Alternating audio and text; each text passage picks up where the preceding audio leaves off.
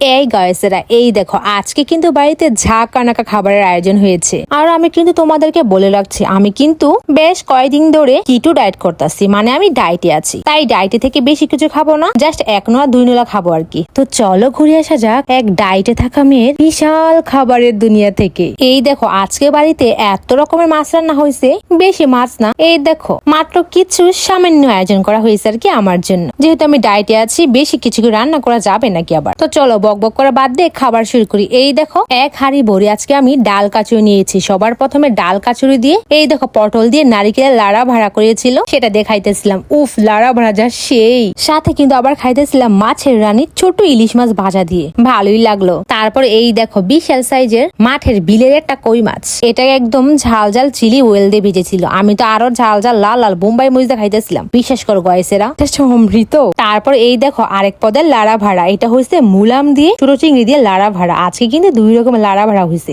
এখন বলতে গেলে আমার কিন্তু 2টা লাড়া ভাড়াই সেম লেগেছে। তারপর এই দেখো ছিল তিতা কলা ভাজি ইচার ঝোগা দিয়ে, এটাও জাস্ট মস্ত কালান্দার। তারপর এই দেখো ছিল টমেটো দিয়ে পোনা ট্যাংরা ভুনা। আমি তো কাঁচামরিচ ম্যাশ করে খাইতেছিলাম। কেমন হয়েছে বলো তো দেখি, তোমরাই বলো। তারপর ছিল সরষে দিয়ে, জিরা দিয়ে, পেঁয়াজ দিয়ে সরিষা প্রাবদা। আমি তোমাদের কি বলবো, আমার কাছে সরিষা প্রাবদাটা এতই ভালো লেগেছে যে আমি প্রাবদা মাছ দিয়ে অর্ধেক ভাত খেয়ে নিলাম।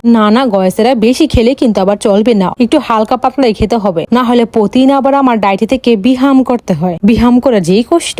তারপর এই দেখো কি নিয়েছিলাম, পুঁই শাক দিয়ে ভুনা করে ইলিশ মাছের মাথা। আর এদিক দিয়ে আজকে যে কি একটা গন্ধ আছে লেবুর রয়েছে, না আছে গন্ধ না আছে লেবুর রস। আজকে গাছ থেকে কি লেবুটা আনলাম জানি না। তারপরে এই যে দেখো টুনটুনি পাখিরা আমার কি নিয়েছিলাম, তিতা করলা চাক চাক করে কাইটা তেলা পোয়া মাছ ভুনা। তারপরে এই দেখো নিয়েছিলাম সেরা স্বাদের বিশাল বড় রুই মাছের লেঙ্গুর ভুনা। আই রে, লেঙ্গুরটা যে কি পরিমাণে তাজা ছিল, একদমই অপূর্ব লাগলো। তারপর নিয়েছিলাম আমার আর আমার ভাইয়ের খুবই পছন্দের পাঙ্গাস মাছ, মানে আমার জাতীয় মাছ পাঙ্গাস মাছ। আমি তো এই মজার খাবার খেয়ে বলতেছিলাম, ও জেঠু গো তুমি ফাটিয়ে দিয়েছো, জাস্ট ফাটিয়ে দিয়েছো জেঠু, কি যে মজা করে রান্না করেছো আজকে তুমি। তারপর এই দেখো কি ছিল জেঠুর হাতের স্পেশাল আজকে শো স্টপার বাসন্তী পোলাও, সাথে হয়েছে ঝালঝা লাল লাল শুকনা মাটন কষা। বাসন্তী পোলাওটা যেহেতু প্রচুর ঘি দিয়ে ভাজা হয়, এর জন্য সাথে আমি বাইটে মটন কামড়াইতেছিলাম, আর সাথে হয়েছে বোম্বাই মরিচ কামড়াইতেছিলাম। জাস্ট একটা অন্য দুনিয়ার স্বাদ হয়ে গেল। তারপরে খেয়েছিলাম জেঠুর হাতের কাইল্লা জাম, আর শেষ পাতে খেয়েছিলাম